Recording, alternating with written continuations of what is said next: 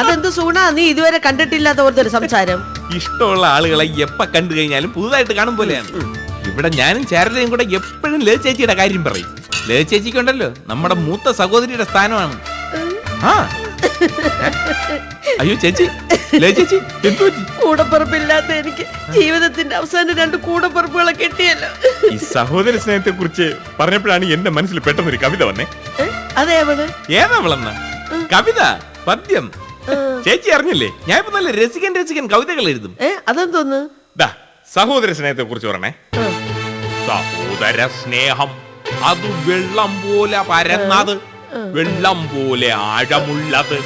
വെള്ളം ജലമാണ്, ജലമൊരു ലായൻ. കടലിൽ ജലം, കുളത്തിൽ ജലം, കായലിലും പുഴയിലും ജലം. എങ്ങനെയുണ്ട് സഹോദരി? ഇതിന് എന്തോന്നു പറഞ്ഞേ? കവിത, നല്ല രസികൻ കവിത. ഇനി കവിതയെ കുറിച്ചൊരു കവിത ഉണ്ട്. ഭാവനയുടെ വെള്ളച്ചാട്ടമാണു കവിത. വെള്ളം ജലമാണ്, ജലമൊരു ലായനി. കടലിൽ ജലമുണ്ട്, കുളത്തിലും ജലം. എന്റെ പൊന്നു മക്കളെ, നീ ഉടനെ എന്നെ ഒരു ഡോക്ടറെ കാണണം കേട്ടാ. ഡോക്ടറെ കുറിച്ചൊരു കവിത ഉണ്ട്, കേട്ടോണം. ഡോക്ടർ പരിശോധിച്ച ശേഷം മൊഴിഞ്ഞു പറഞ്ഞു, ദിവസവും 10 ഗ്ലാസ് വെള്ളം കുടിക്കാൻ. വെള്ളം ജലമാണ്, ജലമൊരു ലായനി. കടലിൽ ജലം, കുളത്തിലും ജലം. എന്നാ പിന്നെ അങ്ങനെ തന്നെ മക്കളെ, നീ ചെല്ല്, എനിക്ക് ഒരുപാട് ജോലി കിടക്കണടാ. ജോലിയെ കുറിച്ച് പറഞ്ഞോണ്ട്, ജോലിയൊക്കെ പിന്നെ ചെയ്യാൻ. ഒരു അടിപൊളി കവിത ജോലിയെ കുറിച്ചാണ്.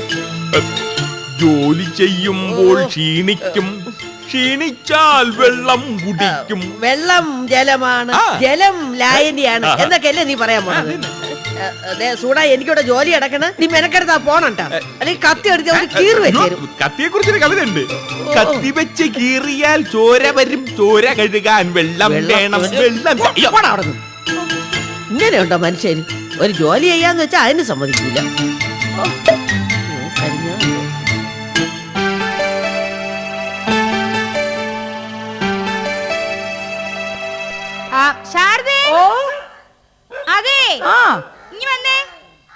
എന്താ നത്തുനെ?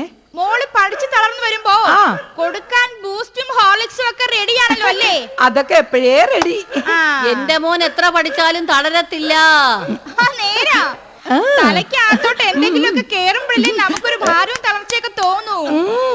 നേരാ, കളിമണ്ണിന് സാധാ മണ്ണിനേക്കാളും ഭാരം കൂടുതലാ. തളർച്ച പെട്ടെന്ന് അങ്ങ് വരും.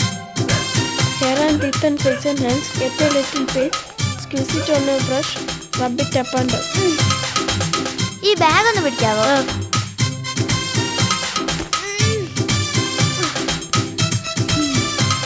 ഇനി ഇതാ. അത് കുഴപ്പമില്ല, ഞാൻ വെച്ചേക്കാം. ഭയങ്കര വെയിറ്റാ. അത് സാരമില്ല, ബാക്കി പറയാം. Hair and teeth and face and hands, get a little piece, use it on a brush, rub it up and up, in a rush, don't forget to again, educate your brain. അയ്യോടാ, ക്ഷീണിച്ചാ വരുന്നേ. അയ്യോ അയ്യോ മക്കളെ, ഇതാരുടെ 2 bag? നീ ആരടാ, ചുമട്ടുകാരനോ? നിന്നോട് ഞാൻ പറഞ്ഞിട്ടുണ്ടോ നിന്റെ പുസ്തകം മറ്റൊരാളെ കൊണ്ട് തൊടിക്കരുതെന്ന്?